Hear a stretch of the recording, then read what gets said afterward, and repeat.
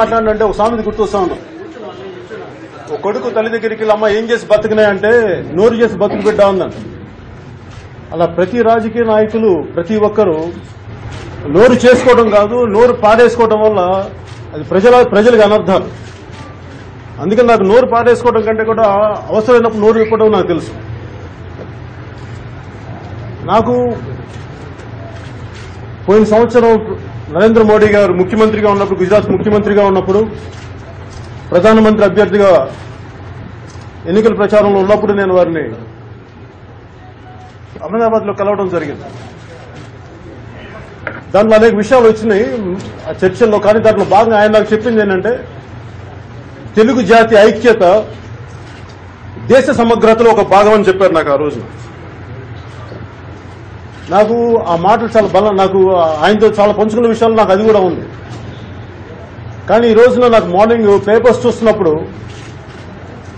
తెలంగాణ మంత్రి చంద్రశేఖరరావు గారు ఆ తెలుగు జాతి ఐక్యతకి మొట్టమొదట అడుగు వేశారా అని అనిపించింది.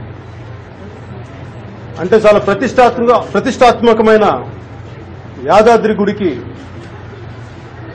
విజయనగరానికి జిల్లా చెందిన ఆంధ్రుడైన ఒక ఆనంద్ సాయిని ఒక ఆర్కిటెక్ట్ ని పెట్టడం వారి పెద్ద మనసుకి ఒక చిన్న ఉదాహరణ అనిపించింది.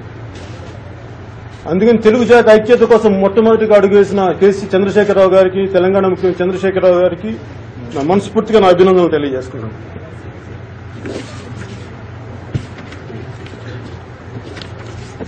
అలాగే ఈ మధ్యన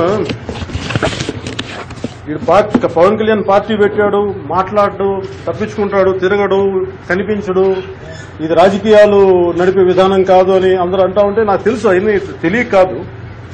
కాదు ఇందాక చెప్పినట్టుగా నాకు నోరు పారేసుకోవడం తెలియదు, అవసరమైనప్పుడు నోరు ఇప్పడం అలవాటు నాకు. అలాగే ఈ మధ్యన కాంగ్రెస్ నాయకులు, నాకు రాజ్యసభ సభ్యులు వి హనుమంతరావు గారు కూడా నా గురించి ఇట్లాగే అన్నారు, కరప్షన్ గురించి మాట్లాడుతున్నావు కదా, ఇలాంటి సమయంలో క్యాష్ ఫర్ ఓటు విషయంలో నువ్వు మాట్లాడాలి కదా, ఎందుకు మాట్లాడలేదు అని ఆయన అన్న విషయం కూడా నాకు దృష్టికి వచ్చింది. అంటే నాకేమనిపిస్తుంది, ఇలాంటి విషయాల్లో మాట్లాడాలి అంటే కాంటెంపరీ పాలిటిక్స్ లో నీతి నిజాయితీలకి సాధ్యమని అనిపిస్తుంటుంది. అంటే వర్తమాన రాజకీయాలు నీతి నిజాయితీలకి పుట్టిల్లు కాదని చెప్పి బయట రోడ్డు మీద వెళ్ళి చిన్నపిల్లవాడు అడిగి చెప్తాడు. అంటే కామెంట్ చేయాలి. ఇప్పుడు ప్రస్తుతం ఒకళ్ళనొకళ్ళు కామెంట్ చేసుకునే విధానం చూస్తుంటే తన కంట్లో దూలం పెట్టుకుని ఎదురోడి కంట్లో నలిసించినట్టుగా ఉంది. కాదు ఇక్కడ తేడా ఏంటంటే ప్రతి వాళ్ళ కంట్లో దూలాలే ఉన్నాయి, కాబట్టి చిన్నవి పెద్దవని తేడా అంతే తప్ప. అందుకని నాకు ఆ జంజాటంలో రావాలా లేదా మాట్లాడితే ఏంటి, నాకు రాజకీయాలు నాకు కొత్త, నాకు నిజంగా నాకు రాజకీయం నాకు సొసైటీ పట్ల కన్సర్న్ ఉంది, దేశ వ్యవస్థ పట్ల కన్సర్న్ ఉంది, దేశ సమగ్రత పట్ల కన్సర్న్ ఉంది. కానీ ఇవన్నీ కలిపి నన్ను ఎలా పడితే అలా మాట్లాడనివ్వకుండా చేస్తుంటాయి. ఇప్పుడు రేవంత్ రెడ్డి గారి విషయంలో, క్యాష్ ఫర్ ఓట్ విషయంలో నాకు చూస్తే ఇప్పుడు దాని ముందు వెనకంటే నాకు అది ప్రస్తుతం కోర్టులో ఉంది కాబట్టి దాని గురించి అది తప్ప ఒప్ప అని చెప్పేది అది కోర్టులు నిర్ణయించాలి. కాకపోతే దానికి వెనక ఉన్న కారణాలు ఇవన్నీ చూసుకుంటే ఇందాక చెప్పినట్టుగా ప్రతి పార్టీకి కొన్ని కంట్లో దూలాలు ఉన్నాయి, ప్రతి పార్టీకి కొన్ని సమస్యలు ఉన్నాయి. ఎవరు కూడా కంప్లీట్ గా అసలు నీతి నిజాయితీలతో ఉన్నారా అంటే ఖచ్చితంగా మనకున్న కాంటెంపరీ పొలిటికల్ సిచ్యువేషన్ లో వర్తమాన రాజకీయాల్లో సాధ్యపడుతుందా, అలాంటి అసాధ్యాలు నాకైతే కనిపించట్లేదు. కాకపోతే ఉన్నవి దీంట్లో మనం సర్దుకొని వెళ్తా ఉండాలి. నాకు మన ఈయన రేవంత్ రెడ్డి గారి విషయంలో చూస్తే నాకేమనిపిస్తుంటే ఇలాంటి సమయంలో రాష్ట్రం రెండుగా విడిపోయినప్పుడు సమయంలో ఇంత పొలిటికల్ గేమ్స్ ఆడే, ఇంత రాజకీయ క్రీడలు ఆడే లగ్జరీ రెండు రాష్ట్రాలకి, రెండు ప్రభుత్వాలకి ఉందన్న నాకు ఆలోచన వస్తూ ఉండదు.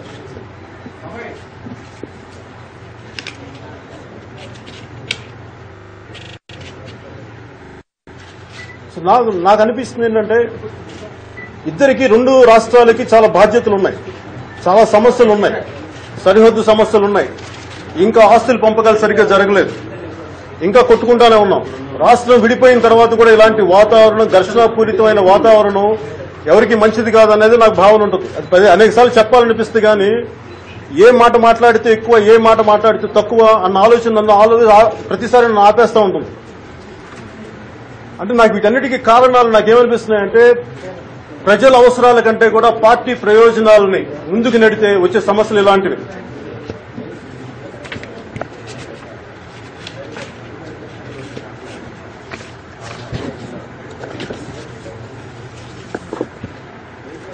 అలాగే మళ్ళీ అలాగే ఇంకో ముఖ్యమైనది ఏంటంటే ఫోన్ ట్యాపింగ్ కేసు.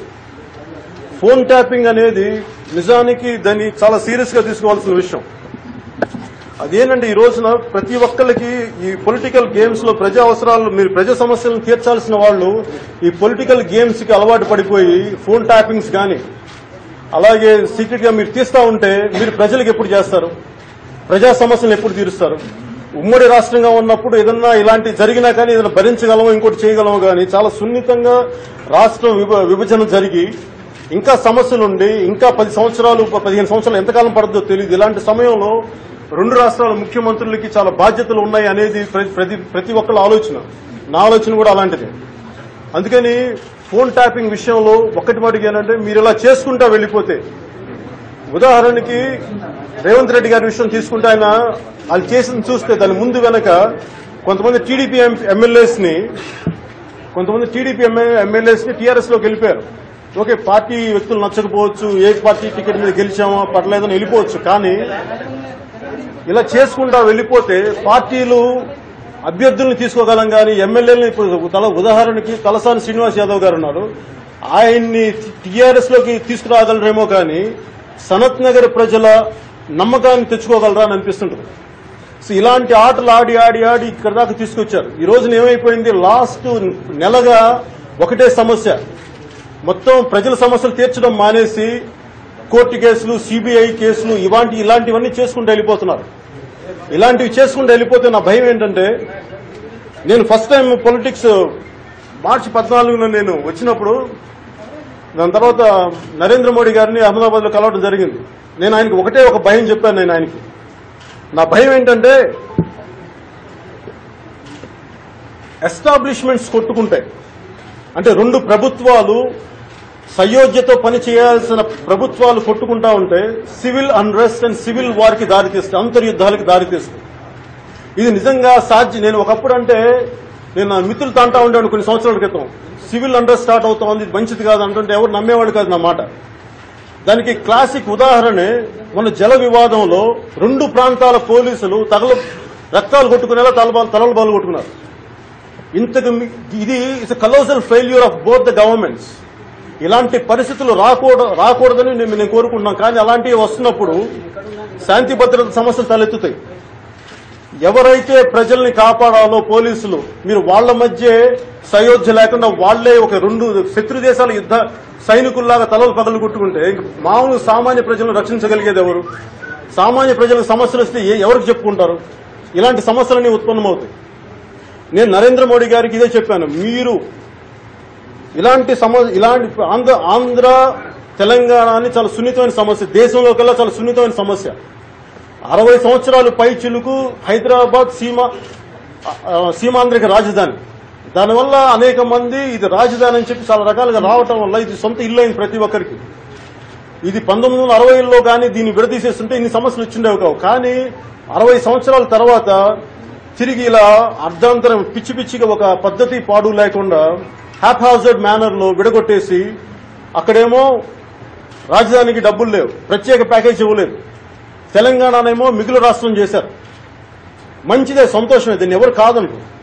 కాకపోతే కేంద్రం పరిస్థితి ఎలా ఉందంటే, ఒక కంట్లో వెన్న ఇంకో కంట్లో సున్నం పెట్టుకున్న పద్ధతిగా ఉంది. ఏదన్నా మాట్లాడదామంటే నిప్పుకోడిలాగా తల ఇసుకలో దూర్చి మాకేం సంబంధం లేదన్నట్టుగా అది 2 ప్రభుత్వాలు చూసుకోవాలంటుంది. విడగొట్టింది UPA and NDA. Both UP and NDA has the responsibility to handle the affairs of Telangana and Andhra Pradesh. If you keep on ignoring this, sirs, one day this will lead to civil war and civil unrest in both the states. I request Prime Minister Shri Narendra Modi, please kindly, sir, please look into it. I request you, sir.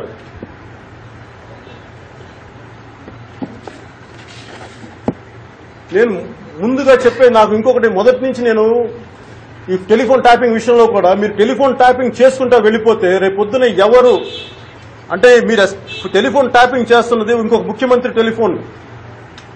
అది అబద్ధమా నిజమా నాకు తెలియదు. నిజంగా దీన్ని నిజాలు రావాలంటే let CBI enquiry happen. CBI enquiry జరగనివ్వండి. ఒకవేళ నిజమని తేలిస్తే మటుకు దీనికి చాలా కఠినమైన శిక్షలు కావాలి. ఎందుకంటే ఒక రెండు వ్యక్తుల మధ్య జరిగితే, ఉదాహరణకి పోయినసారి మనకి రాష్ట్రంలోని ప్రముఖమైన ఒక కేసులో ఒక సిబిఐ ఆఫీసర్ మీద ఒక వ్యాపారి జరిపించారు. ఒక వ్యాపారి ఆయన మీద టెలిఫోన్ ట్యాపింగ్ జరిపిస్తే ఆ టెలిఫోనిక్ కాన్వర్సేషన్, దాని కంటెంట్ ఆ కేసుకి ఏమాత్రం సంబంధం లేదు. కాకపోతే ఇలా చేయడం వల్ల ఏమైపోయిందంటే అది ఇంటిగ్రిటీ దెబ్బ కొట్టొచ్చు అని అనుకున్నారు, కానీ అలాంటి ఏం జరగలేదు. జరగాల్సిన కేసులు అలాగే ఉన్నాయి. దానివల్ల ఆయన మీద ఒక చిన్న మచ్చ లాంటిది పట్టడానికి ప్రయత్నించారు కానీ అది కూడా జరగల. కానీ ఇలాంటి టెలిఫోన్ ట్యాపింగ్ ఇలా రెండు ప్రభుత్వాల మధ్య, రెండు ఎస్టాబ్లిష్మెంట్స్ మధ్య జరిగితే ప్రజల్లోని సమస్యలు తీర్చాల్సిన వ్యక్తులు ఇలా కొట్టుకొని ఒకరినొకరు టెలిఫోన్ ట్యాపింగ్ చేసుకుంటూ వెళ్తే మటుకు this will lead to civil unrest. Please, I want both the governments, please kindly you have to look into it. అలాగే నేను మొట్టమొదటిసారి నుంచి ఇక్కడ ప్రత్యేకించి నేను చెప్తున్నాను, మొన్న ఎలక్షన్ రిజల్ట్స్ వచ్చిన రోజున కూడా ఇదే